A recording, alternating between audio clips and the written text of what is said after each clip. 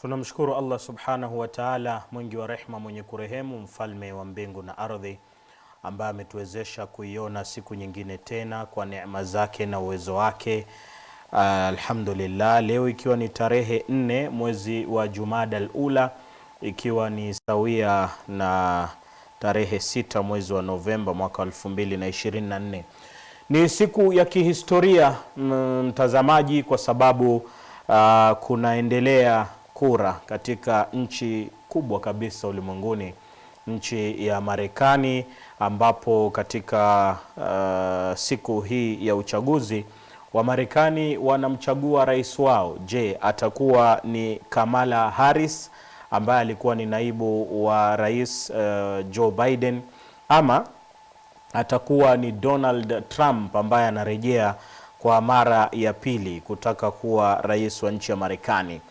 Na kila ishara yaonesha kwamba huenda Donald Trump akawa ndio mshindi wa urais namna inavyoendelea hadi kufikia sasa.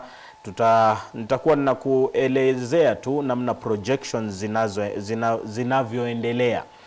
Kwa hivyo tutakapokuwa tunaendelea na kipindi chetu, basi nitakuwa ninakueleza kumeenda vipi ama kumefika wapi katika uchaguzi huo, ambapo wao sasa hivi wako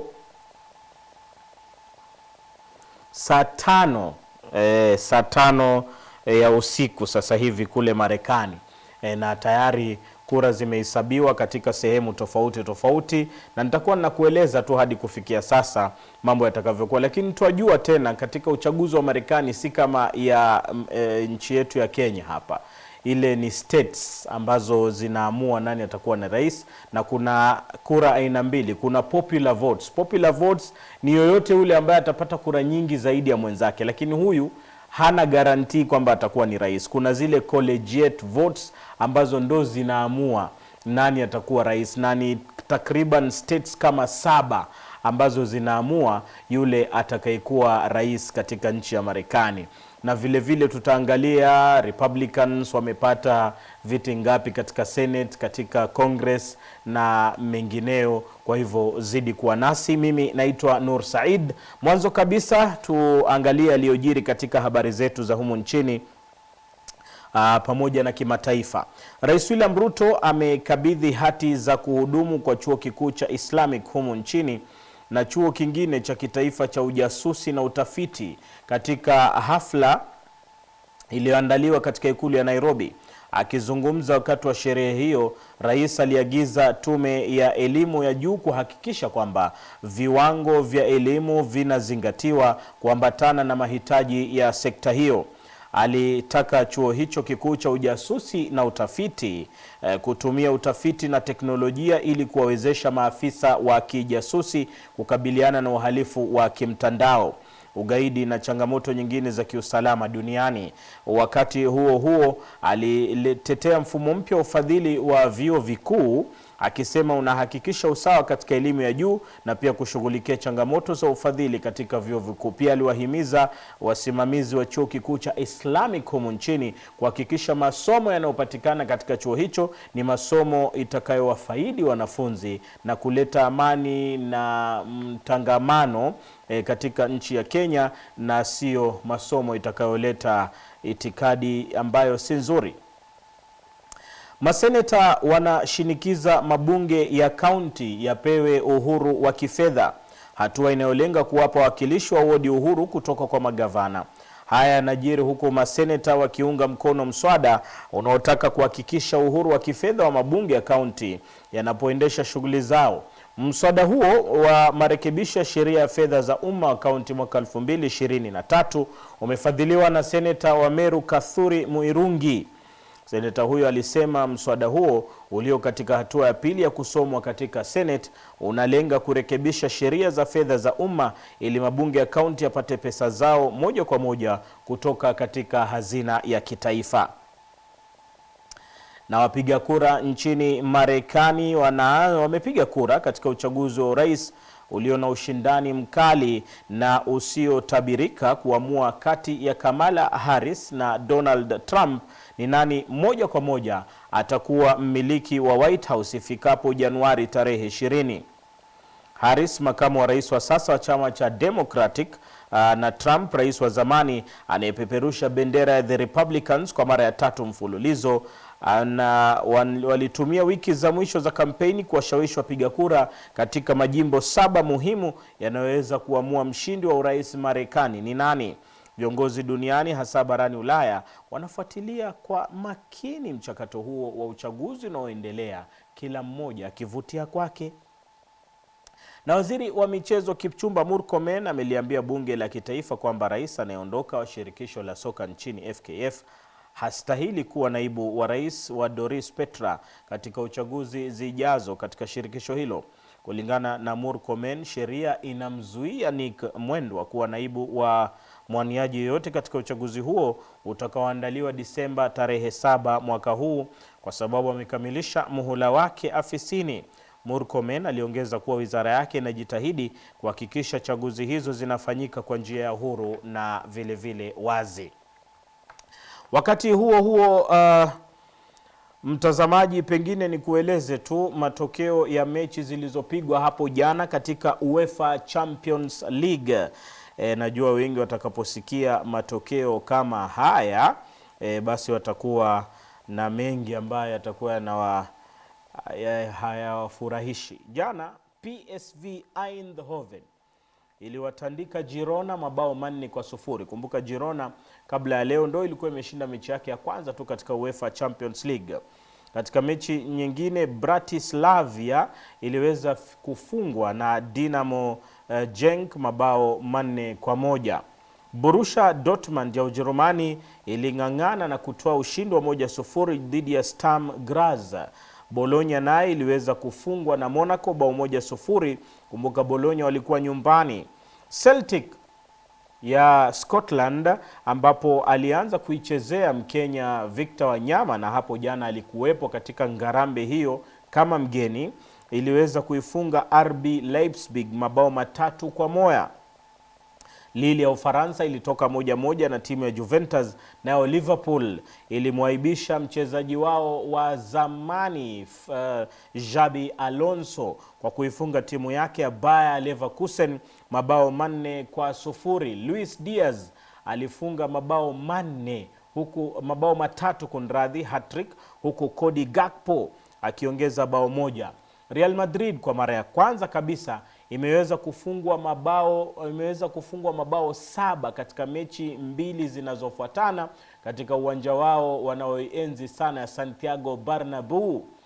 Mechi iliyochezwa hapo jana, AC Milan iliwafunga Real Madrid mabao 3-1. Nayo the shock of the week, Sporting Club Lisbon. Hiyo ni Sporting Club ambayo ni ya kocha wa sasa wa Manchester United. Kumbuka Ruben Amorim alicheza mechi yake ya mwisho dhidi ya Manchester City.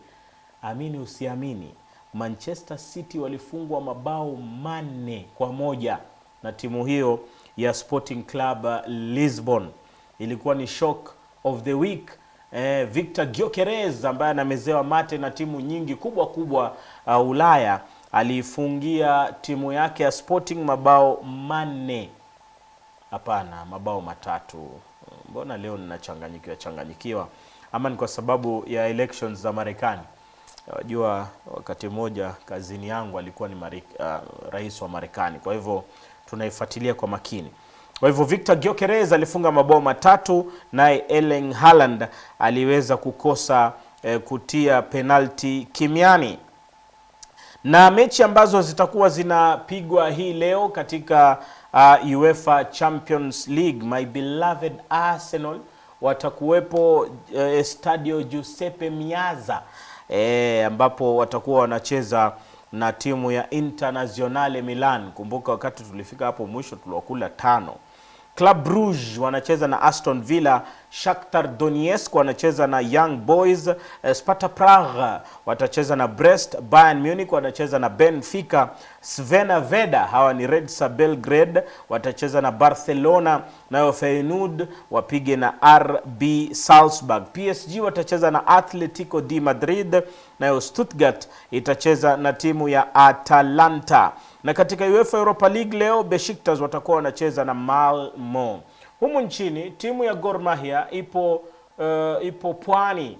Wa pwani, mashabiki wa Gor Mahia, mnaomba mujitokeze kwa wingi kuweza kuishabikia timu yenu itakapokuwa inacheza na Bandari katika uwanja wa Kwale, nafikiri kama sijakosea.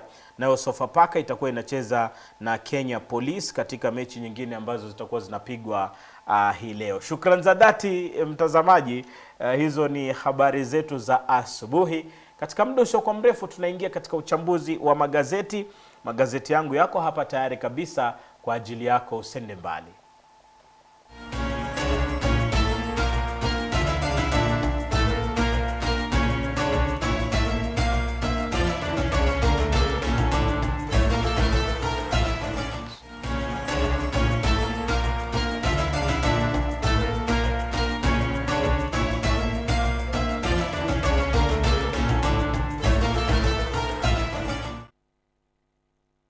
Kipaumbele kabisa katika The Daily Nation.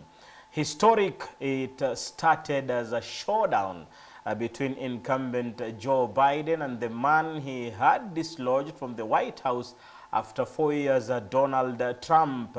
But towards the tail end, the divisive campaign, the contest had yet another sudden twist. President Biden, heavily criticized for a series of missteps that cast doubt on his suitability for the top job, gave up his re-election quest. It was left to Vice President Kamala Harris to carry the Democratic torch against the powerful Republican candidate, culminating in the dramatic outcome in one of America's most consequential elections. Elections za Marekani tayari ishaanza kuhesabiwa na projections pia zishaanza kuonesha inaelekea wapi. Lakini funny thing about the American election, sio kama hii yetu ya Kenya hapa ambayo tunampata rais kwa popular vote. Sasa hivi tunavyozungumza katika uchaguzi huu ambao unaendelea katika nchi ya Marekani, tunavyozungumza hivi sasa anayeongoza ni rais wa zamani Donald Trump. Na kuongoza huku najaribu tu kuangalilia projections namna zipo hadi kufikia sasa, ili uweze kujua kunaenda vipi mtazamaji.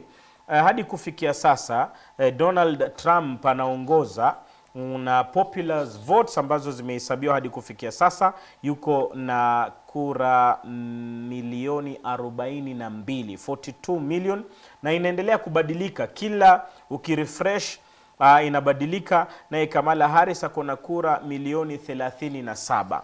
Lakini usidanganywe mtazamaji wangu kwamba eti hiyo ndio itakuwa inaamua mshindi wa uchaguzi wa Marekani ni nani. The dynamics of American vote is different from the Kenyan vote.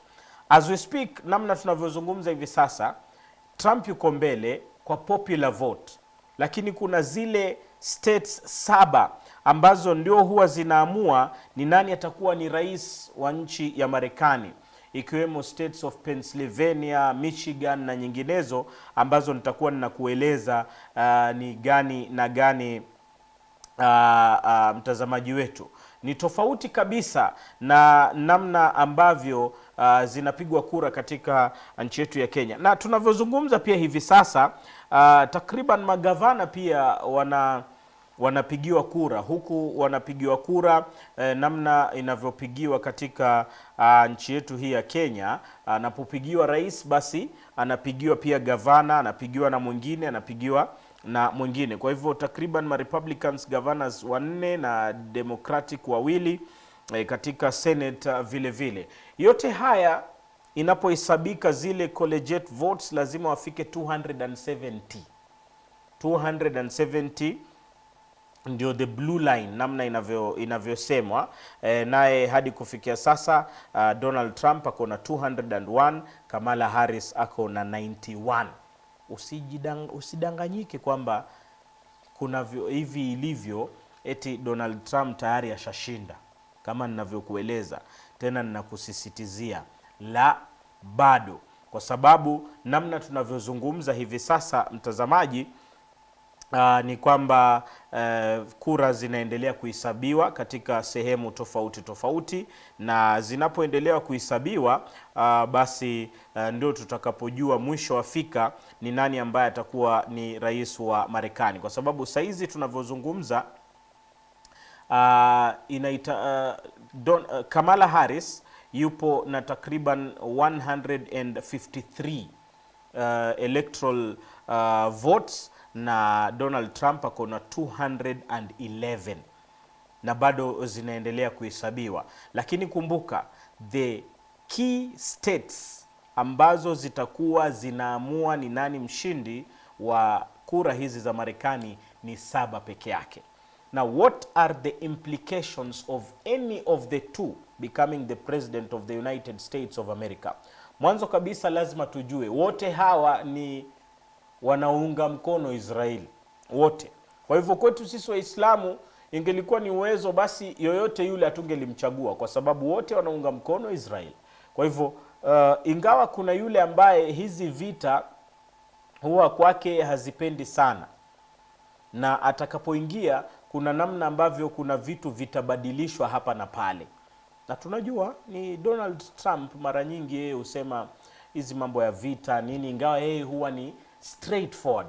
Utaona katika uongozi wa Joe Biden na Kamala Harris ndio Filistini imepigwa sana, na tangu mwaka jana Oktoba hadi sasa bado watu wanazidi kuuawa, watoto wanazidi kupata tabu na nini na nini. Kwa hivyo kuna mambo mengi ambayo yatabadilika ikiwa kutakuwepo na mabadiliko katika uongozi wa nchi hii ya Marekani. Kumbuka bado pia kuna vita vya Ukraine na Russia.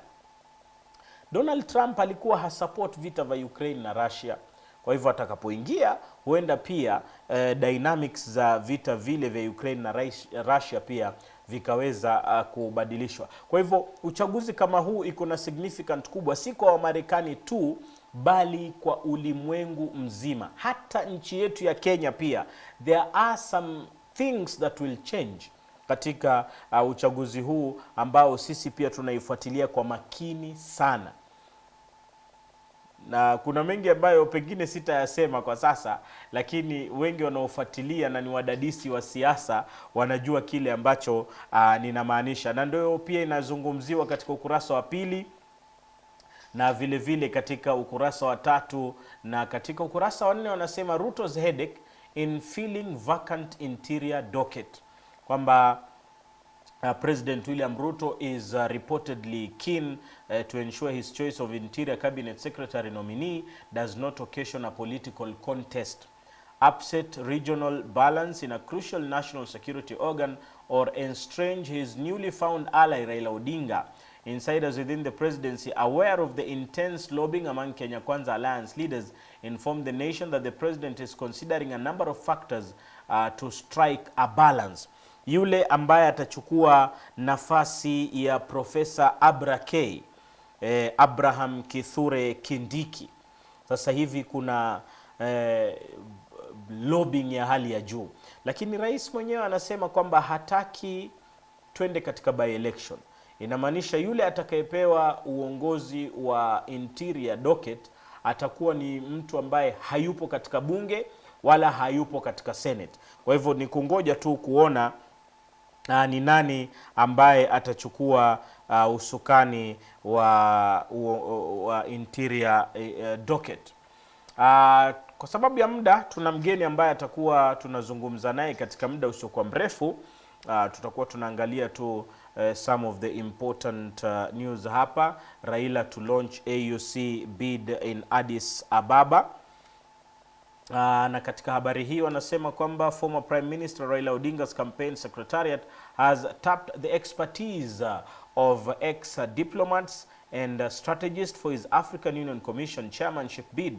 The team held its first strategy meeting in Nairobi on Friday last week ahead of his final campaign launch in Addis Ababa, Ethiopia on Friday. Bado aliyekuwa Prime Minister Raila Odinga anazidi kuwavutia viongozi tofauti tofauti, hasa wale ambao walikuwa ni diplomats wa kitambo, kumsaidia katika yeye kutaka kuwa kiongozi wa AUC. Now Ruto award charters to 2 universities. It's good news for Muslims because the Islamic University is now a fully chartered university, na bila shaka President William Ruto ameweza kuwapa uwezo, ameweza kuwapa nguvu the Islamic University na the National Intelligence Research University, which is the second specialized security-based university to be chartered after the National Defense University of Kenya in Lanet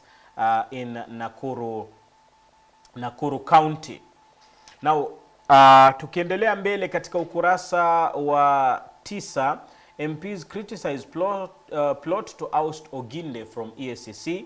Wabunge hapa wanapinga swala hili la kumuondoa huyo Bishop Oginde kama mwenyekiti wa EACC kabla ya muda wake kuweza kutimia. The fears by the MPs are shared by the EACC in a memorandum before the National Assembly, which is questioning the proposal in the EACC Amendment Bill of 2024. Tukiangalia katika opinions, let judiciary fairly discharge its mandate and let counties retain medics. Tuachane na gazeti la The Daily, tuingie katika gazeti la Taifa Leo. Uamuzi wa kihistoria, hiyo ni Marekani, na nimekueleza kwa kina katika gazeti la The Daily wa Amerika kuamua kwenye uchaguzi wenye ushindani mkali sana, ambapo Harris au Trump anaweza kushinda. Hii ndio uchaguzi peke yake ambao hakuna clear favorite. Yani atakayeshinda basi atashinda. Ambaye atashindwa pia ndio hivyo. Yani hakuna favorite ambaye amewekezwa kwamba huyu ndio atakuwa ni mshindi. Kwa nini? Kwa sababu ya ushindani mkali uliopo baina ya naibu wa rais, that is Kamala Harris, na rais wa zamani Donald Trump. Baada ya kampeni kali ya uchaguzi wa rais, Amerika itaandikisha historia kwa kuchagua mwanamke wa kwanza kuwa rais au kurudisha rais aliyeondoka mamlakani katika ikulu ya White House akiwa amehukumiwa kwa mambo tofauti. Naam, ni uchaguzi wa aina yake, na tunangoja tu kuona nani ambaye atakuwa ameibuka kama mshindi wa uchaguzi huo. Vyama vya ODM na UDA vyarudi mashinani kwa uchaguzi wa kitaifa. Chama cha Rais William Ruto UDA na ODM chake Raila Odinga vinakabiliwa na mtihani vinapopanga kurejelea uchaguzi zake za mashinani kuanzia mwezi huu. Afisi ya msajili wa vyama vya kisiasa Agosti iliagiza UDA kukamilisha uchaguzi wa chama hicho ndani ya siku 180. Kumbuka ODM tayari ilikuwa ishaanza uchaguzi, lakini kwa sababu mwanzo wa mwaka huu kulikuwepo na mafuriko ya aina yake, ikawa lazima isimamishwe. Na leo pia naona mvua usiku kucha, kumenyesha mvua hapa jijini Nairobi. Sijue ulipo imekuaje. Walimu ndani kuhusu wizi wa mtihani. Kumbuka mtihani unaendelea au mitihani inaendelea. Zaidi ya watu 10 wakiwemo walimu 8 wamekamatwa kuhusiana na visa vya udanganyifu katika mtihani wa kitaifa wa KCSE unaoendelea kote nchini. Baadhi ya kaunti zilizorekodi visa vya udanganyifu katika mtihani huo ni Homa Bay, Wajir, Mandera na Murang'a. Katika kaunti ya Homa Bay, polisi waliwazuilia walimu 8 wa shule ya sekondari ya Pala Masogo wanaodaiwa kuvunja sheria wakati wa mtihani. Mbona uibe mtihani? Wewe umekuwa shule, umesoma miaka yako yote, umefikia sasa ni wakati wa kujaribu kutahiniwa, unaiba mtihani. Why do that? Si uzuri kuiba mtihani. Turkana yatoa muuguzi bora masuala ya saratani. Kaunti ya Turkana ndiyo yenye muuguzi bora zaidi nchini wa saratani baada ya kuwabwaga mamia ya washindani wake kutoka kaunti zote 47. Bi Zulekha Chotilde aliwashinda wauguzi wengine katika mashindano ya kuwania tuzo yaliyoendeshwa na muungano wa kitaifa wa wauguzi nchini kupitia ubunifu wake katika kituo cha kutibu saratani uliomwezesha kunyakua nafasi ya kuwa muuguzi bora. Congratulations Bi Zulekha, that's an amazing feat. Mauaji ya Baby Pendo, Kanja atakiwa kuelezea kwa nini afisa hajakamatwa. Mahakama Kuu imeamuru Inspector General wa polisi Daudi Kanja au afisa aliyeidhinishwa kufika kortini Januari na kueleza ni kwa nini afisa mkuu wa polisi anayehusishwa na mauaji ya mtoto Samantha Pendo na wengine 38 huko Kisumu mnamo mwaka 2017 bado hawajakamatwa. Jaji Lilian Mutende jana alisema Kanja anapaswa kufika kortini Januari 15 anapaswa kufika kortini Januari 15 mwaka ujao, na kueleza ni kwa nini Muhammad Ba ambaye alikuwa kamanda wa kituo cha polisi cha Kondele mwaka 2017 hajakamatwa. Atakamatwa kweli? Haya. Maseneta wanashinikiza mabunge ya kaunti yapatiwe uhuru wa kifedha, hatua inayolenga kuwapa madiwani uhuru kutoka kwa magavana. Haya najiri huku maseneta wakiunga mkono mswada unaotaka kuhakikisha uhuru wa kifedha wa mabunge ya kaunti yanapoendesha shughuli zao. Mswada huo wa marekebisho ya sheria ya fedha za umma wa kaunti 2023 umefadhiliwa na seneta wa Meru Kathuri Muirungi. Na tukiendelea katika Taifa Leo, wawili watupwa jela miaka 35 kwa mauaji ya mwanariadha Benjamin Kiplagat wa mbio za mita 3000 kuruka viunzi na maji aliyeuawa Disemba mwaka jana. Tukiendelea katika habari hizi za gazeti la Taifa Leo, tahariri, wizi wa mtihani wa aina yoyote wadhibiwe vilivyo, wadhibiwa na sheria, na pia ujue Mwenyezi Mungu atakuadhibu kwa sababu hufai kuiba mtihani. Israeli imeua zaidi ya watu 3000 Lebanon katika kipindi cha miezi 13. Wizara ya afya ya Lebanon imetangaza kuwa zaidi ya watu 3000 wameuawa kwa muda wa miezi 13 iliyopita kutokana na vita ambavyo vimekuwa vikiendelea kati ya wanamgambo wa Hizbullah na majambazi wa Israel. Kufikia Jumatatu watu 3000 walikuwa wameuawa na wengine 13492 kujeruhiwa tangu Israel ilielekea kwenye vita dhidi ya Hezbollah. Tukiendelea kumalizia magunia ya pesa yalivyotolewa ndani ya nyumba ya Dada Mary. Kanisa la Jerusalem Church of Christ lililoasisiwa na Nabii Mary Shinaida almaarufu Dada Mary lina wafuasi 6000 na alifariki. Vikatolewa magunia ya senti bana. Na yeye mwenyewe alikuwa anaishi maisha ya kimaskini. Shangaa vipi wewe unaishi maisha ya kimaskini na kuna magunia ya mapesa uliotolewa na wafuasi wako na watu wengine katika kanisa lako. Inakuwa ni hatari kweli kweli. Tukimalizia na taarifa za spoti, ambapo kuna mengi ambayo yameandaliwa katika spoti. Leo kutakuwepo na mechi za ligi kuu humu nchini, ligi ya KPL, ambapo Gor Mahia itakuwa inacheza na Bandari katika uwanja wa Kwale Showground kama sijakosea, na vile vile kutakuwepo na mechi ya Kenya Police vile vile na Sofapaka, mechi nyingine ambayo pia itakuwa inapigwa hii leo. Asante mtazamaji, basi tutulie kidogo kisha tuweze kumkaribisha mgeni wetu ambaye tutakuwa tunalonga naye katika studio asubuhi ya leo.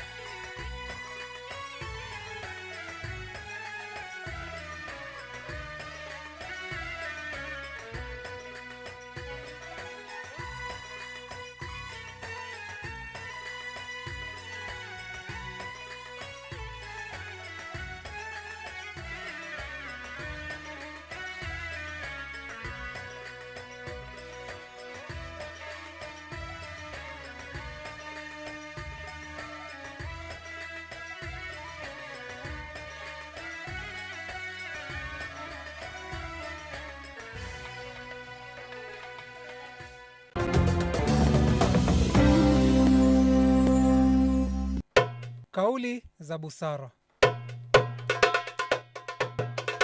Kichwa cha nyoka hakiekelewi mtungi.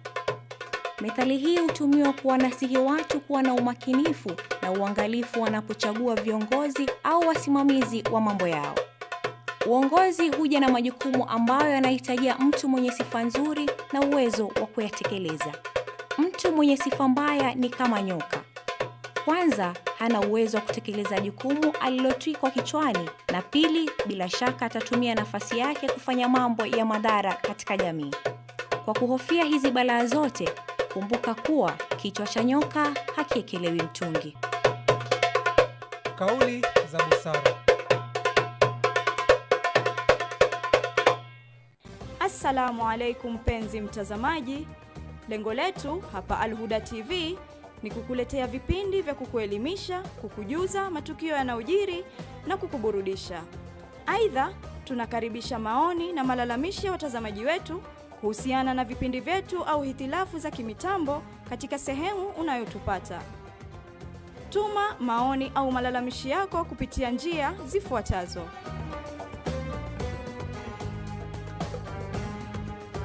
Maoni na malalamishi yako yatashughulikiwa kwa muda wa haraka iwezekanavyo.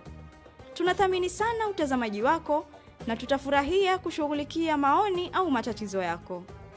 Al-Huda TV, mwongozo kwa umma.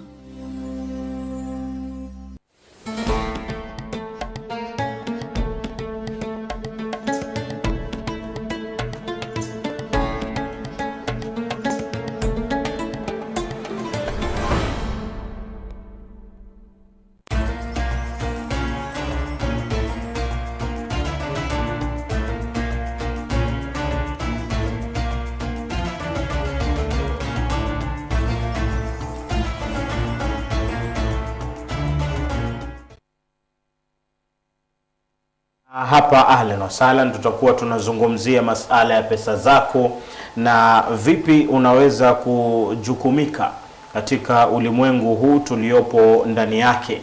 Hii ni Al-Huda TV ambayo ni mwongozo kwa umma, na tumekueleza namna mambo yanavyoendelea haswa katika uchaguzi wa Marekani, na kama nilivyokueleza tutakuwa tunakueleza tu namna mambo yalivyo hadi kufikia sasa. Kufikia sasa katika uchaguzi wa Marekani, zile kura ambazo zimehesabiwa, bado Donald Trump anaongoza na ana colleges takriban 211 na inahitajika 270 kushinda. Kamala Harris ako na 165. Naam. Sasa hapa ni kueleze kidogo tu kabla sijaendelea. Ni kwamba haimaanishi wewe ukiwa na kura nyingi zaidi wewe ndio mshindi. Hapana. Kuna zile states 7 ambazo ndio huamua ni nani ambaye atakuwa ni rais wa Marekani, na hadi kufikia sasa bado. Ukiangalia House of Representatives hadi kufikia sasa, Republicans wako na 171, Democrats wako na 124. Kwa hivyo hapa tunavyoona kwa Democrats mambo sio mazuri sana. Kamala Harris ako na 226 votes na Trump ako na 236. Ukifika 270 sasa wewe ndio unakuwa ni bazuu katika nchi ile ya Marekani, na zile popular votes ndo zitakuwa zinaamua nani atakuwa ni mshindi. Lakini hayo ni updates tu ya namna mambo yalivyo katika nchi ya Marekani. Tutakuwa tunazidi kukueleza namna mambo yalivyo, usikuwe na wasiwasi. Najua kuna mashabiki hapa ambao wanataka kujua Marekani kunaendaje. Mashabiki msikonde, tutakuwa tunawaeleza kila wakati namna mambo yalivyo. Lakini yote hayo ni kukujuza tu, lakini muhimu leo ni kwamba tutakuwa tunazungumza kuhusiana na misaada ya kibinadamu. Tunajua ulimwengu namna unavyoenda, kuna mambo mengi ambayo yanachangia ukuaji wa binadamu na kuishi maisha yake bila matatizo ya aina yoyote. Hivi tunavyozungumza, nchi ya Filistini inapitia matatizo haswa katika maeneo ya Gaza, na mara nyingi panapotokea vita, maeneo kama yale huhitaji misaada ya kibinadamu. kizungu tunaweza sema ni humanitarian aid, na sasa hivi tunaona Lebanon pia ipo katika vita kama vile Iran vile vile. Wacha wale walioko mbali ambao wapo katika vita. Hapa kwetu Kenya tunahitaji misaada ya kibinadamu, kwa sababu maisha namna yalivyo hivi sasa ni mazito. Ni mazito, na ukiweza kumuondoshea mtu uzito yoyote katika maisha yake, basi Mwenyezi Mungu Subhanahu wa Ta'ala atakuondolea uzito siku ya Kiyama, siku ambayo hautegemei kuondolewa uzito kwa vyovyote. Mwenyezi Mungu atakuwa anakuondolea uzito. Mimi si mjuzi zaidi katika masala haya ya misaada ya kibinadamu, lakini nina mgeni hapa katika studio ambaye atajiintroduce ama mwenyewe atajisemea yeye ni nani, kutoka katika shirika gani, na baada ya hapo ndio tutakuwa tunazungumza zaidi. Mtazamaji, hapo hapo ulipo ketikitako. Pia baada ya sehemu hii ya kwanza nitakuwa ninakufungulia nambari zetu za simu, ili kama una lolote lile unataka kujua zaidi uweze kutupigia simu na uweze kupata majibu. The economic conditions of the country are bleak. Kenya, the world at large and every other place, it's a problem. This problem always need solutions. The solutions are humanitarian aids and any other aid that a human being needs in his life, so that wanaweza kuwa katika maisha mazuri. Na ndio leo tuko naye ndugu yangu Hassan. Karibu sana katika Al-Huda TV. Nashukuru sana. Na mara nyingi sisi hapa huwa tunakupa fursa ya kuweza kuzungumza na vile vile kuwafunza watazamaji kuhusiana na mambo tofauti tofauti.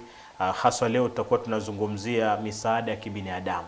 Lakini mwanzo kabisa lazima tukujue. Wewe jina lako ni nani, unatoka wapi, na unafanya kazi wapi na kazi gani? Ndio swali la kwanza ambalo nitakuwa ninakuuliza. Karibu sana. Nashukuru. Kwa majina naitwa Hassan Komo, kutoka shirika ya Khair Foundation Kenya. Nafanya kazi ya monitoring and evaluation katika hili shirika,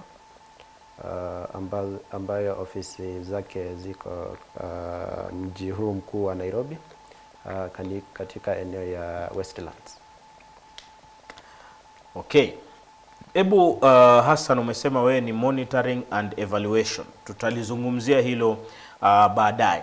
Lakini mwanzo kabisa, huyu mtazamaji anayekutizama anataka kujua hii Khair Foundation ndio nini yani? Ni shirika gani? Imeanza wapi? Imeanza mwaka gani? Na inajihusisha na mambo aina gani? Ili ndio tunapozungumza basi pengine kama ana maswali aweze kujua ataanzia wapi. Kweli kabisa.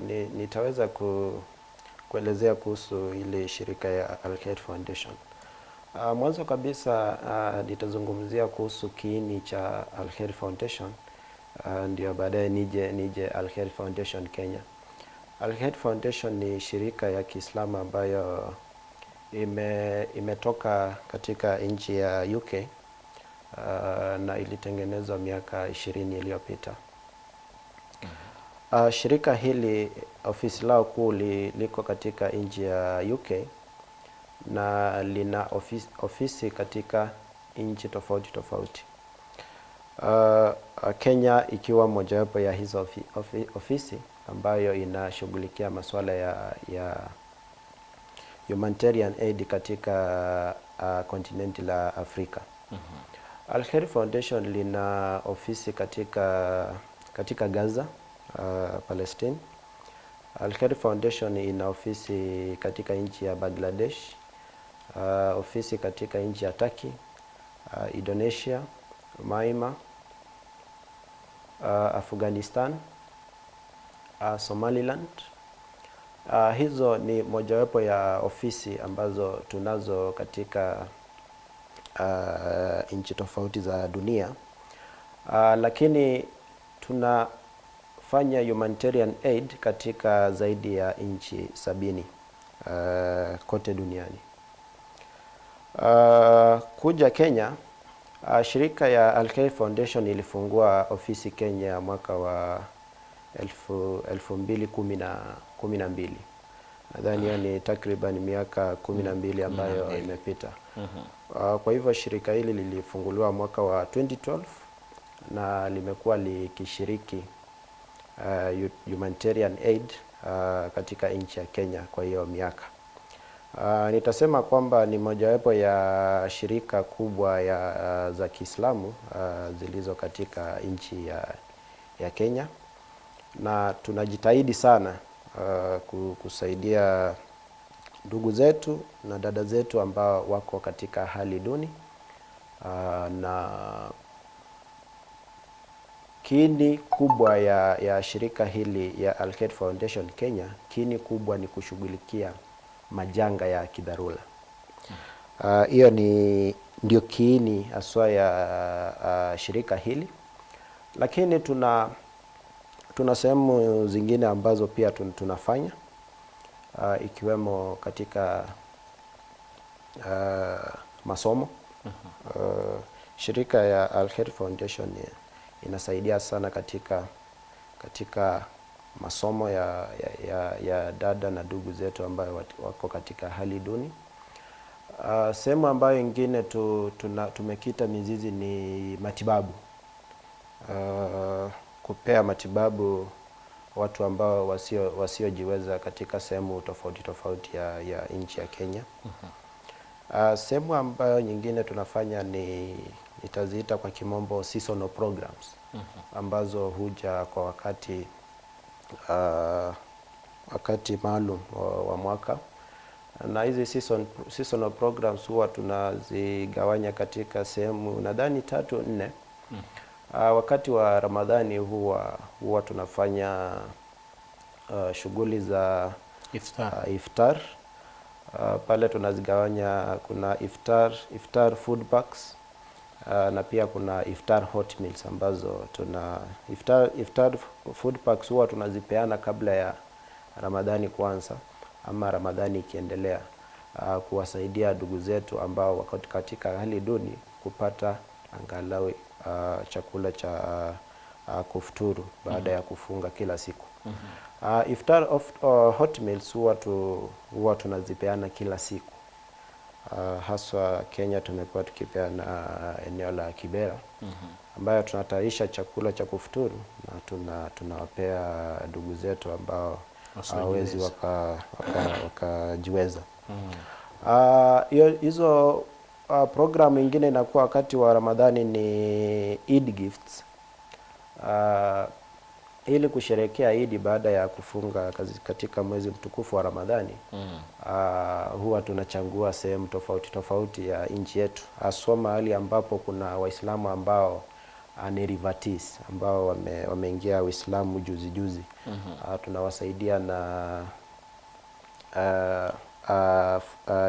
gift pack, ambayo wakati mwingine inaweza kuwa iko na mswala, wakati mwingine inaweza kuwa iko na leso,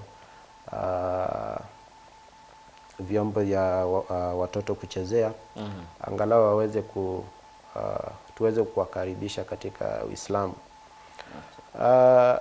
Seasonal programs nyingine ambayo tunafanya ni wakati wa kurubani, Idi kubwa, ambapo tunachinja na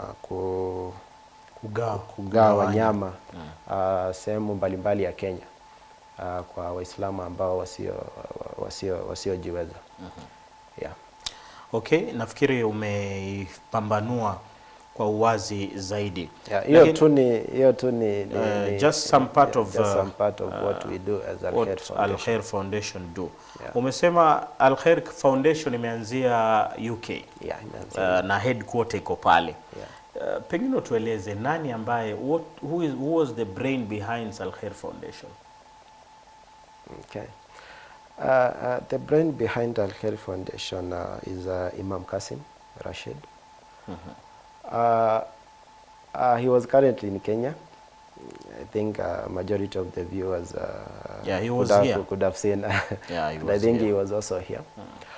He is the founder and the chairman of Al Khair Foundation. And may Allah bless him for his hard work.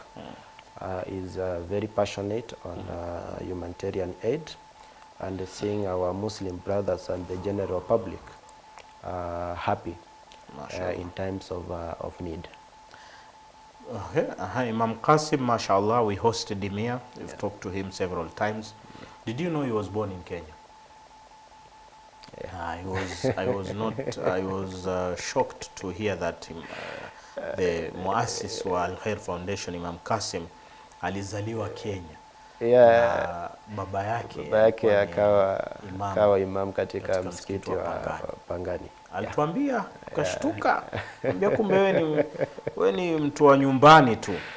But alhamdulillah, so many things are always inspiring, especially from quarters that you don't even believe it can come from such quarters. But alhamdulillah, we wish him all the best, and whatever he's doing, jaza yake ni kwa Mwenyezi Mungu Subhanahu wa Ta'ala. Amen. Kwa hivyo, that is an overview of Al Khair Foundation. But again, as Hassan is here, we need to understand the humanitarian work. What does it take to do a humanitarian work? Hii misaada ya kibinadamu, nini ambacho huwa kinampa mtu ile hamu ya kufanya kazi hii? Ni mapenzi tu, ama ni mtu anafikiria atalipwa, ama pengine mtu anajipata tu kwamba he is doing the humanitarian work? What make us understand what is humanitarian work? I'll say it this way. Humanitarian work is basically driven by the urge to provide help to the vulnerable communities who lack the basic needs, or they have found themselves in a situation that they are not able to cope up with the daily needs. Sometimes we categorize it. We measure it on the vulnerable. But again, being vulnerable comes in two different ways. That might be, being vulnerable might be your daily situation for some people. On the other hand, it might be a situation that you have found yourself in as a result of maybe a catastrophe that has occurred. And majorly in disaster-stricken areas, you might have been very well off. You have everything, but a disaster strikes in. Let's say like the January to March floods. And we have also heard what happened in Morocco. We have also in Valencia at the moment. Yeah. So you might have been very okay, but because of these situations, you find yourself in a vulnerable situation. Yeah. So I can categorize those two kinds of people. Na mwenye ambaye yuko katika ile hali ya ufukara hawezi aka afford kuwa na zile basic needs. Kuna mwingine atajipata katika ile hali sababu ya situation ambayo hawezi yeye mwenyewe tunaita he cannot be able to control the situation. So those are the kind of people that we measure on in humanitarian aid. Okay. So the bottom line is humanitarian aid is just basically it's based on helping the needy. All right. So that they can cope up with life at certain moment. Okay. Yeah.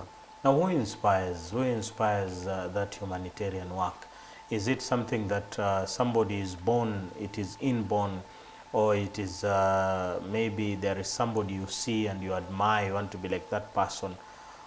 Where does the inspiration come from? I think this is now it's on a personal basis. I will say that.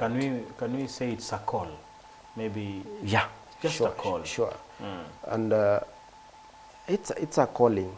For me, at a personal level, I can say that it is a calling, and also you are driven by what you see, what you have experienced, and also I've talked about our chairman, our founder, Imam Qasim.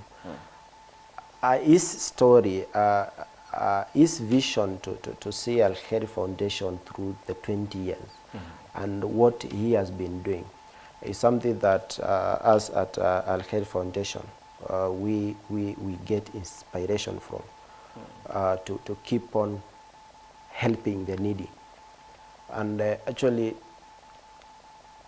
we have Al Khair Foundation as one policy which rarely exists in other organizations. I'm not trying to put ourselves at the top, but it's something which inspires us. Al Khair Foundation has what we call 100% donor policy. Okay, expound on that, please. I will expand on that in this way. 100% donor policy means that anytime that you give Al Khair Foundation your sadaqah, your zakat, this donation goes 100% to your intended destination. So if you want to give your sadaqah in order for somebody else to benefit from water, in form of a shallow well, in form of a borehole, in form of a water well, Al Khair Foundation will spend that money 100% on that project. Okay. Alhamdulillah, our chairman and through the head office, they are able to cover the administrative costs. So at no given point will we deduct your donation to cover our administrative costs. Okay. Your money will go directly to aid. Again, we are privileged enough to have tax exemption. Al Khair Foundation Kenya has been exempted from tax in terms of donations by the government. So that is also an added advantage to us, because your donation will basically go 100% to your intended purpose. So those are some of the besides the calling, they are some of the inspirations that we get to keep on giving aid, whether in any part of this country, the interiors of this country, places where even accessing is very difficult. But alhamdulillah, we find ourselves having arrived in those areas, and we are proud to see the people that we tend to help get something to eat, if it's food, if it's medication. We are happy to see their face smile. You've said that those inspirations are what always drives the urge to reach people who needs the services of Al Khair Foundation, the donor aids or any other thing that you have talked about. Lakini hapa huwa kuna bone of contention. For example, Al Khair Foundation itakusanya misaada, ikisema kwamba misaada inakwenda Gaza. Then kuna swali mtu anakuuliza, Gaza kuna vita, nyinyi Al Khair Foundation munafikaje Gaza? Can you take us through that process? Ndio mtazamaji ajue msaada yake anayotoa inafika.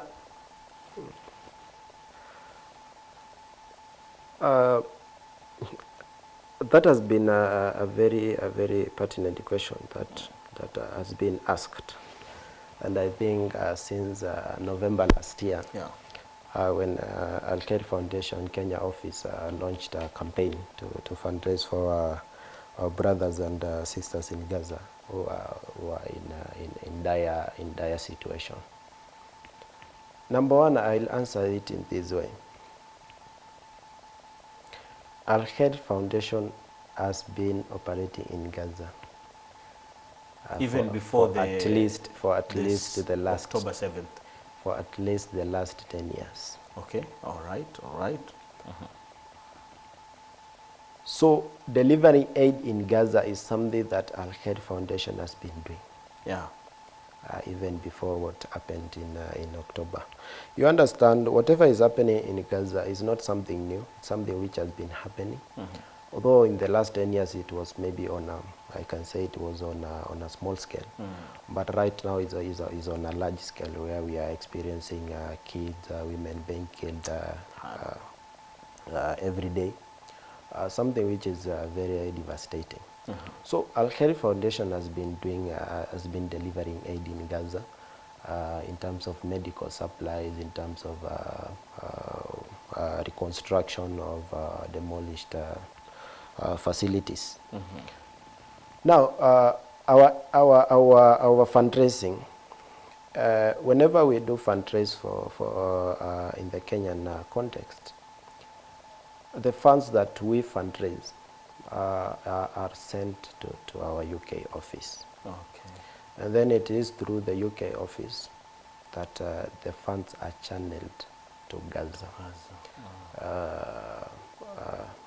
Sometimes the commodities are bought inside Gaza, and sometimes the commodities are bought in Jordan or Egypt, and they get and then they are shipped. Shipped into Gaza.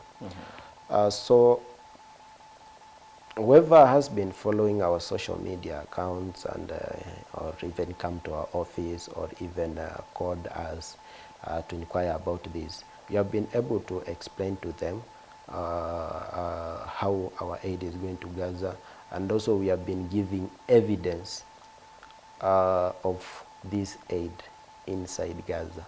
Okay. So Al-Khair Foundation is very clear on this, and is very transparent in terms of making sure that your coin, your sadaqah, is accounted whether it is 1 shilling or 10 shilling, is accounted for.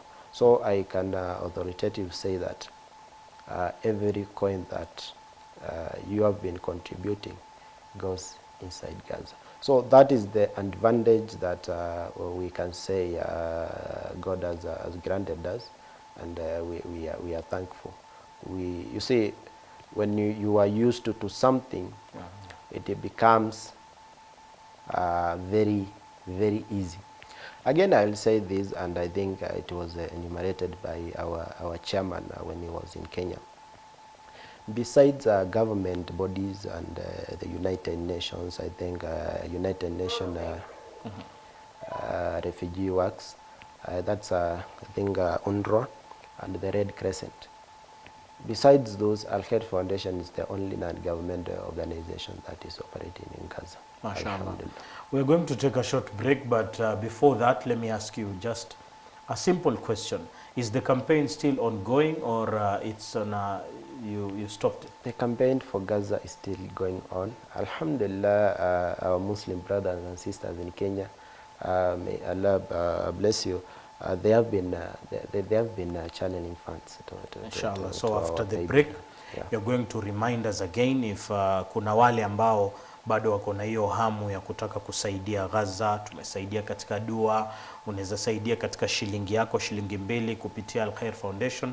Tutakaporudi baada ya break, utatueleza the procedure ya kusaidia, kama ni kutuma pesa, kama ni kusaidia in any way, inshallah. All that after the break. Na after the break, inshallah, pia tutakuwa tunakufungulia nambari zetu za simu, whereby 0742888830. Unaweza kutupigia simu na kumuuliza ndugu yetu Hassan maswali yoyote kuhusiana na Al-Khair Foundation. Hii ni Al-Huda TV. Tupo katika kipindi cha Sabah Al-Khair.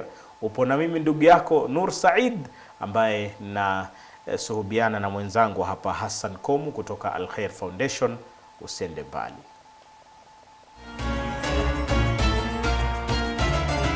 Sawa.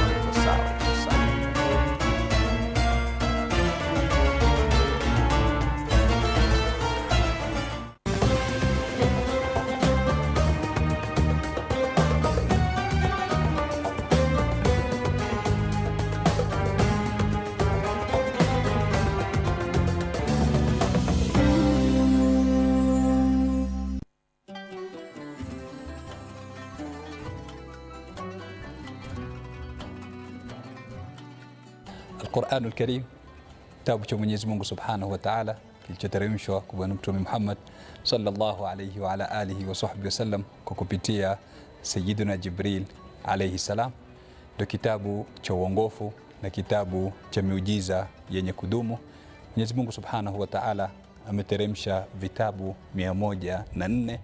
Ni maulama wengi ambao kwamba wametutungia tafsiri mbalimbali katika kueleza kitabu kama hichi, kwa yule ambaye kwamba ana dhiki katika kifua chake, kwa yule ambaye kwamba ana hamu na ghamu katika moyo wake, kwa yule ambaye kwamba anataka kufaulu katika maisha yake, kwa yule ambaye kwamba anataka dunia yake na akhira yake iwe mzuri, basi ashikamane na kitabu kama hichi.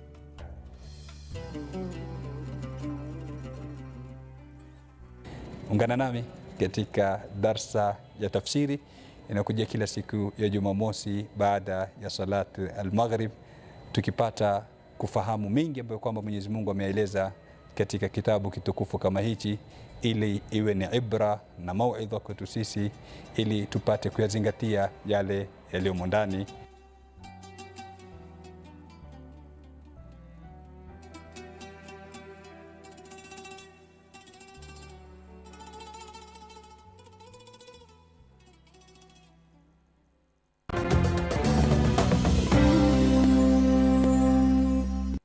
Kauli za busara. Kichwa cha nyoka hakiekelewi mtungi.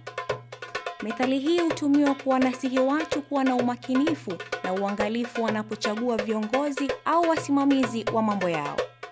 Uongozi huja na majukumu ambayo yanahitajia mtu mwenye sifa nzuri na uwezo wa kuyatekeleza. Mtu mwenye sifa mbaya ni kama nyoka. Kwanza, hana uwezo wa kutekeleza jukumu alilotwikwa kichwani, na pili, bila shaka atatumia nafasi yake kufanya mambo ya madhara katika jamii. Kwa kuhofia hizi balaa zote, kumbuka kuwa kichwa cha nyoka hakiekelewi mtungi. Kauli za busara.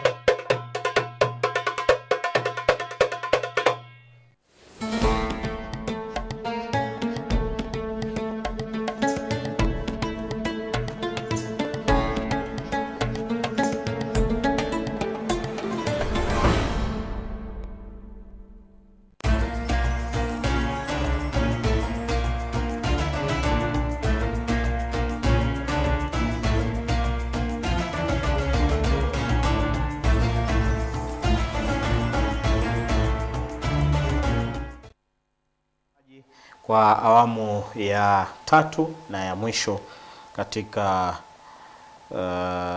matangazo yetu ama katika kipindi chetu cha Sabah al-Khair, niko naye Hassan Komu ambaye ni Monetary and Evaluation Officer katika Al-Khair Foundation. Lakini let's look at America. Nimekwambia tunaangalia namna inavyoendelea sasa hivi. 169 to Kamala Harris, 230 to Donald Trump. If you look at the trajectory, namna mambo yanavyoendelea, ni kama Donald Trump anaweza tena kurejea katika usukani wa Marekani, lakini wenyewe wanakuambia it's still an early call. Yeah, it's still an early call, ambapo huwezi ukasema ni nani ambaye atakuwa anashinda hadi kufikia sasa, ambapo kuhesabiwa kwa kura ndio inaendelea katika nchi ya Marekani. Na sehemu mbalimbali tayari zimeanza kuhesabiwa kura, kwa mfano katika maeneo ya Georgia, ambapo sasa hivi Donald Trump anaongoza. Eneo la Pennsylvania, na hapa hizi ndo zile swing states ambazo zinaamua nani anakuwa rais. Hadi kufikia sasa 51% for Donald Trump and 48% for Kamala Harris katika eneo la Pennsylvania. Na hapa ndio zile maeneo yenyewe ambayo yanatarajiwa yatatoa rais wa Marekani. Kwa hivyo Donald Trump anazidi kuongoza katika eneo hili la Pennsylvania. Nyingine ambayo pengine pia inaweza kutoa rais ni Wisconsin. Wisconsin ambayo pia ndio inaweza kumtoa rais wa Marekani, na kufikia sasa anayeongoza ni Donald Trump. State nyingine ambayo iko na 11 electoral votes ni Arizona, na Arizona tayari kufikia sasa Donald Trump ako na 50%, Kamala Harris ako na 49%. Kumbuka hizi electoral votes tayari hadi kufikia sasa Donald Trump ako na 230, Kamala Harris ako na 200 and kidogo imenitoka lakini nitakueleza, lakini Donald Trump 215 kama sijakosea, lakini Donald Trump bado anaongoza katika zile electoral votes, ambapo akipata Pennsylvania, apate Arizona, apate Wisconsin, yeye ndio atakuwa ni rais wa Marekani. Ukienda New Hampshire ambayo iko na 4 electoral votes, Kamala Harris anaongoza, Donald Trump ako na 47%. So kama nilivyokueleza, kuna states ambazo ziko na electoral votes nyingi zaidi ya nyingine, na hizi ndio huwa zinaamua nani anakuwa ni rais. Kwa mfano tumeona Pennsylvania iko na karibu 18 electoral votes. Kwa hivyo hao ndo wanaamua. Ukienda Arizona iko na 11. Unaona, kwa hivyo kuna zile states ambazo ndo zitaamua rais wa Marekani atakuwa ni nani. But at the moment, zidi kukaa nasi, tutakuwa tunakueleza namna mambo yalivyo. Kabla ya kwenda katika mapumziko, tulikuwa tunazungumza na ndugu yangu Hassan Komu ambaye ni Monetary and Evaluation Officer.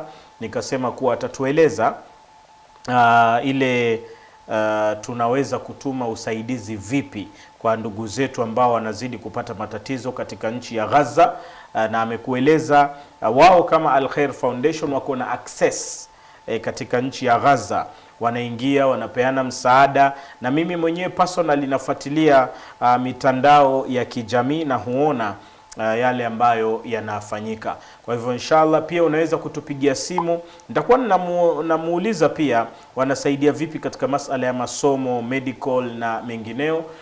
Nambari za simu ni 0742 888830 0742888830. Ndugu Hassan, mtu anapotaka kusaidia katika ile campaign ya kusaidia Gaza anafanya nini? Naam, nitajibu hilo swali kwa kusema kuwa tangu Novemba mwaka wa 2023, hiyo ni baada ya matukio ya tarehe 7 mwezi wa Oktoba. Shirika ya Al Khair Foundation Kenya ilianza kampeni ya kuomba msaada kutoka kwa dada zetu na ndugu zetu Waislamu katika nchi ya Kenya, ili tuweze kuwasaidia ndugu zetu katika nchi ya Gaza. Na tumekuwa tukifanya hili kupitia hafla tofauti, lakini hili imekuwa ikifanywa kupitia kutuma pesa kupitia kwa akaunti zetu. That is through the bank na pia paybill ambayo tumeipeana specific ya Gaza. Kwa hivyo yeyote ambaye angependa kusaidia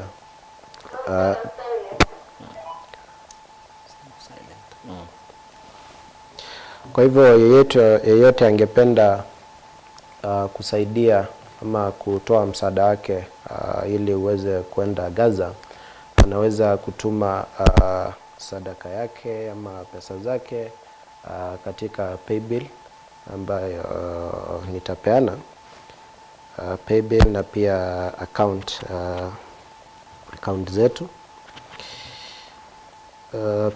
Paybill ambayo tunatumia ni 13 13 44 03.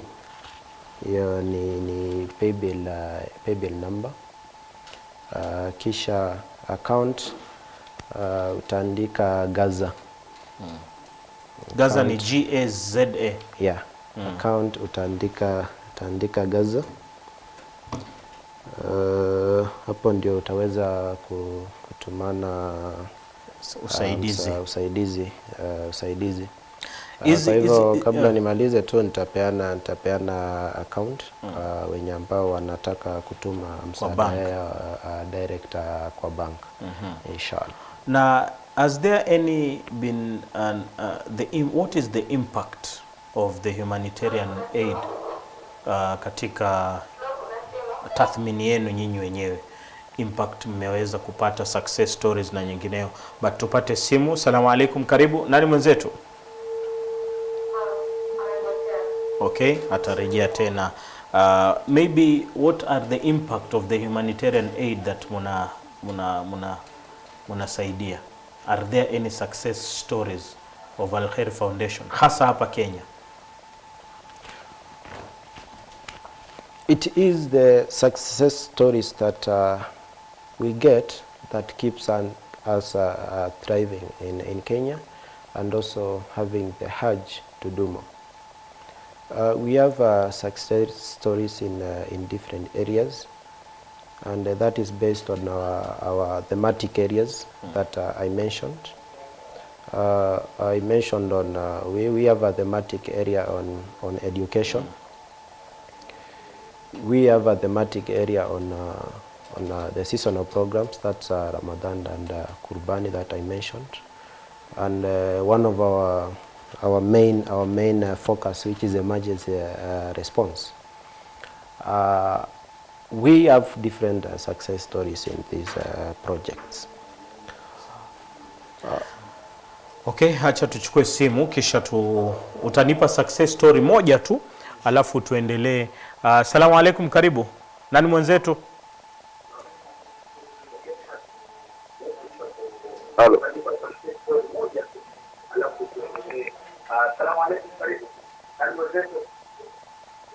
Halo. Halo, salamu alaikum. Wa alaikum salam. Nazungumza na nani, kutoka wapi? Halo. Halo, salamu alaikum. Alaikum salam. Alaikum salam.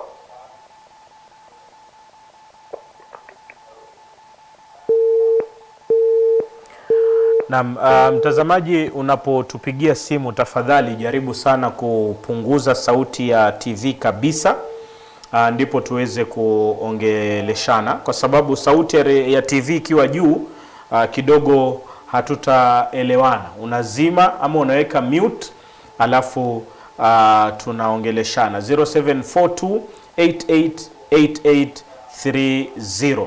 Kwa hivyo umesema it is the success stories that keeps Khair Foundation moving. Just one hapa nchini Kenya. Hapa nchini Kenya, I'll give a success story on our seasonal program, that is Kurbani, and also our emergency response programs. I think everyone is aware of the dire flood situation that was in Kenya in the months of March, April, and early May. And the situation was so dire in the northeastern parts of Kenya to an extent that people could not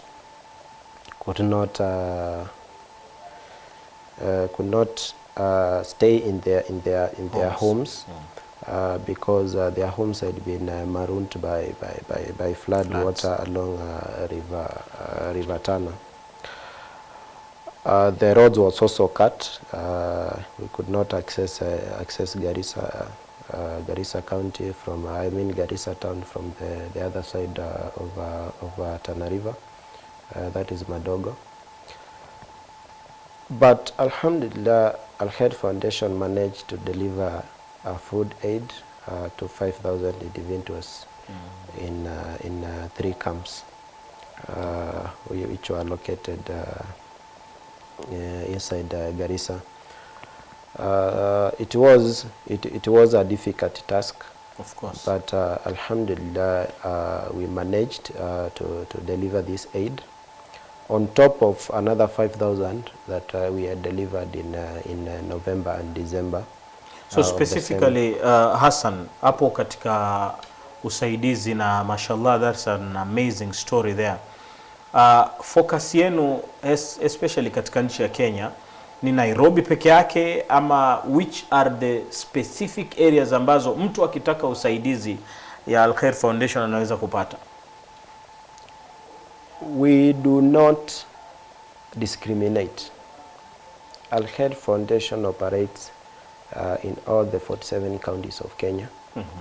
Although, of course, you'll find there is a concentration in a certain area, but that does not mean that anyone who needs aid or help in the Republic of Kenya cannot access aid. So inamaanisha mtu yote pali popote ambapo ana matatizo ya aina yote anaweza kupata usaidizi kutoka kwa Al Khair Foundation. Anaweza akapata. Just in kwa uwezo wake wa kuweza kuzungumza na nyinyi.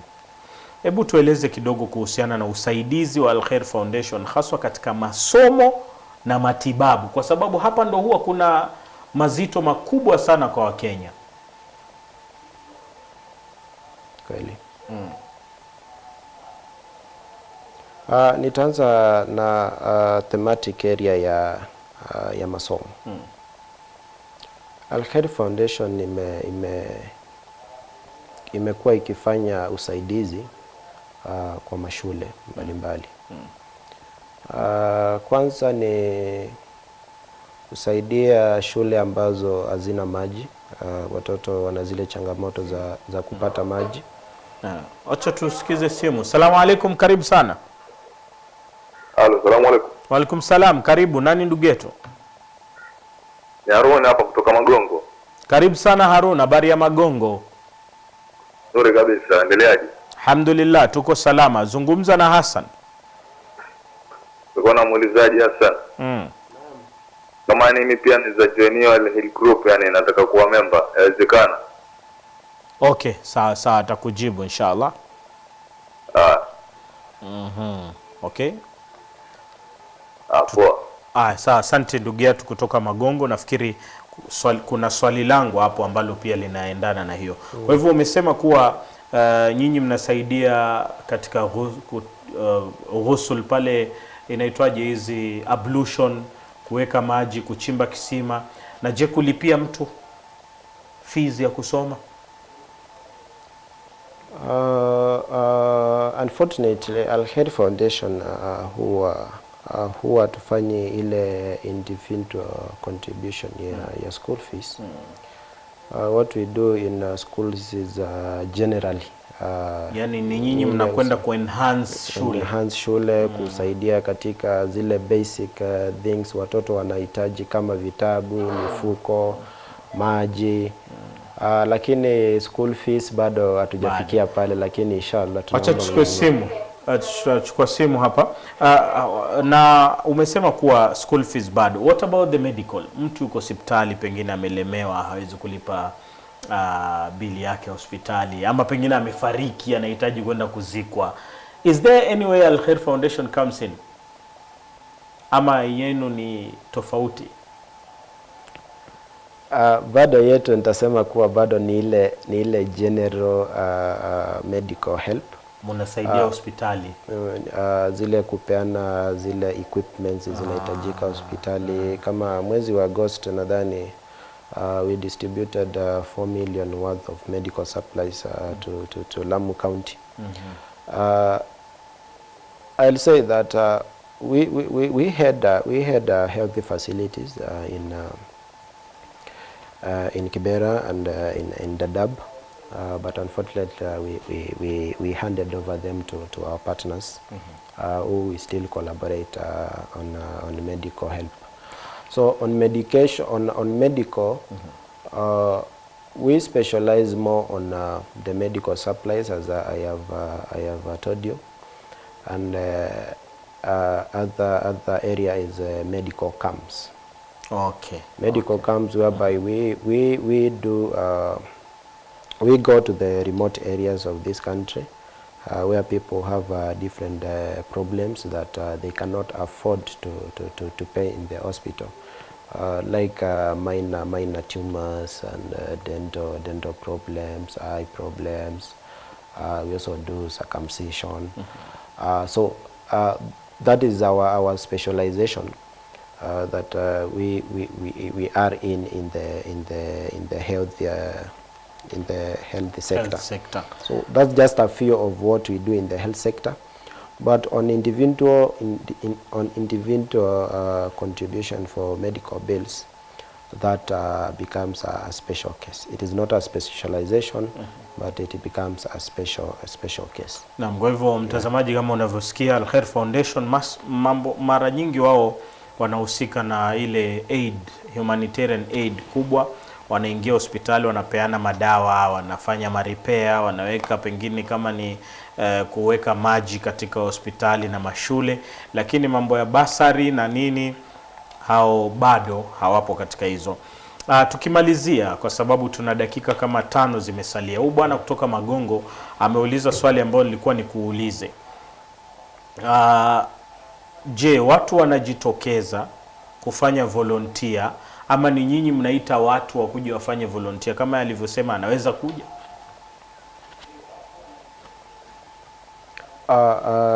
Ni vizuri sana ameuliza hizo swali, na pia ni furaha kwamba ana ile hamu ya kuvolunteer, ile kujitolea, sababu hiyo ni mojawapo ya ways ambayo unaweza saidia jamii. Kuhusu volunteering, huwa tunaifanya mara kwa mara kulingana na program zetu. Kama nitachukua mfano wakati wa Ramadhani na Kurbani, hizo ni projects ambayo zinakuwa zina uzito mwingi. Kwa hivyo huwa tuna engage volunteers from different parts of the country. For example, during Kurbani, we engage the services of student volunteers from across different universities in the country to help us track the big load of the animals that we were slaughtering in different parts of the country. So he is welcome to volunteer with us on occasional basis. Okay. So we can get his contacts and we can engage him further on ama that. anaweza kuja katika social media zenu pia. Social media ama nambari yetu ya simu. Ndugu yangu Hassan, tumalizie kwanza kwa kutukumbusha paybill kwa wale ambao wanataka kusaidia Gaza in any way, na vile vile account number kwa wale ambao wanataka kuweka pesa katika benki, na pia utupatie physical and social media address za Al Khair Foundation ambayo watu kama ndugu yetu kutoka Magongo wanaweza kupata kuzungumza na nyinyi. Kweli. Nitarudia zile account zetu ambazo unaweza ukatuma pesa ndiposa ukaweza kufanya contribution yako kwa paybill. Paybill ni 1344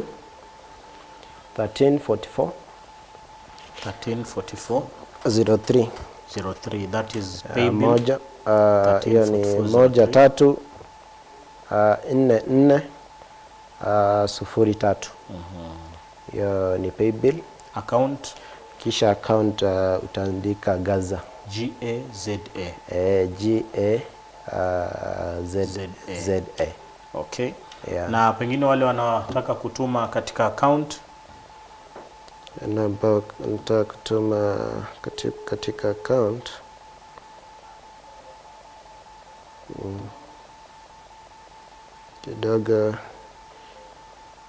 kidogo pengine Ingine tuanze na kupeana social media accounts. Okay, Kabla nipate account yenyewe nimeipoteza kwa sasa.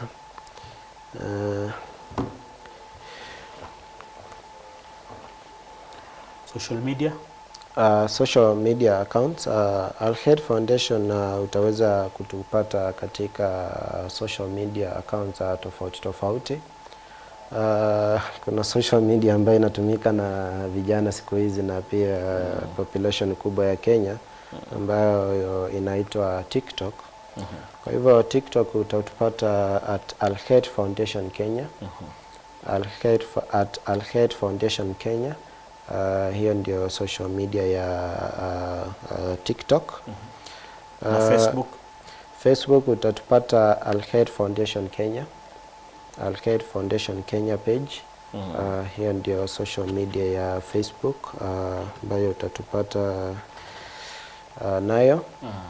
Kisha kuna X ambayo awali ilikuwa inaitwa Twitter. Utaipata kwa @Khair Kenya. Al-Khair Kenya. @Khair Kenya. Kisha pia tuna social media, tuna account ya katika YouTube channel ambayo ni @Kenya Al-Khair Foundation 6845. Okay. Kenya @Kenya Al-Khair 6845. Alright, nafikiri hilo limeweza kufika na inshallah kwa yote ambaye pengine anataka kusaidia Gaza, wale wanaopata matatizo, ndugu zetu Waislamu in anyway, apart from dua, unaweza kusaidia wakapata maji, madawa na mambo kama hayo. Na kama anavyotueleza ndugu yetu Hassan, unakwenda katika Mpesa yako paybill 134403. Hiyo ni business number, kisha account number unaandika Gaza na unatuma chochote kile ambacho unaweza ili kuweza kusaidia in any way wale wanaopata matatizo katika sehemu kama zile. Mara nyingi tunapozungumzia humanitarian aid tunazungumzia kujitolea, na vile vile kuna zile risks ambazo zipo katika kujitolea, kwa sababu volunteering is not easy. Anytime you volunteer, then you always have several challenges, and the challenges is always overwhelming. So if you are not a volunteering person, then when the challenges become overwhelming, you will definitely run away. Ndio maana tunawapa kongole ndugu zetu Al-Khair Foundation, na pia tunamshukuru ndugu yetu Hassan kwa kuja katika studio zetu na ku-elaborate na ku-enumerate whatever they have been doing in matters humanitarian aid in Kenya and every other part of the world. Mwenyezi Mungu ndio atakayewalipa katika kheri ambayo wanaifanya, na pia salamu zimfikie Imam Qasim Rashid kwa kazi nzuri ambayo wanaifanya katika kuwasaidia umma katika mambo tofauti tofauti, hasa katika mwezi wa Ramadhani, zakatul fitri, udhiya na mengineo mengi tu ambayo ni humanitarian aid katika ulimwengu wetu huu wa Kiislamu. Mimi sina la ziada isipokuwa ni kukushukuru ndugu yangu Hassan kwa kuja, na wote ambao wamefanikisha kipindi, ndugu zangu waliopo nyuma ya makamera pale katika control room na kwenginepo. Mwenyezi Mungu Subhanahu wa Ta'ala wajazie kula la kheri, na wasimamizi pia wa vipindi na idhaa, Mwenyezi Mungu Subhanahu wa Ta'ala wajalie kila la kheri. Kwa niaba ya Hassan Komu, mimi naitwa Nur Said. Tupatane tena hapo kesho katika makala mengine. Assalamu alaikum warahmatullahi wabarakatuh.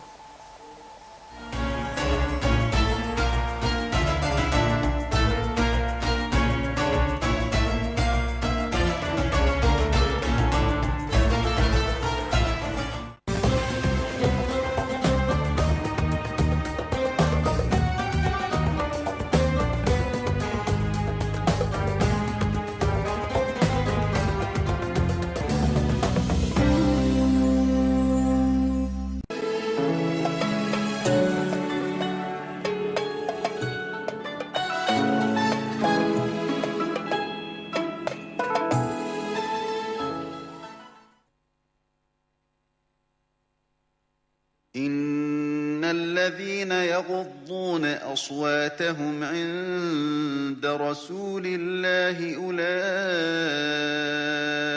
الذين امتحن الله قلوبهم للتقوى لهم مغفرة وأجر عظيم.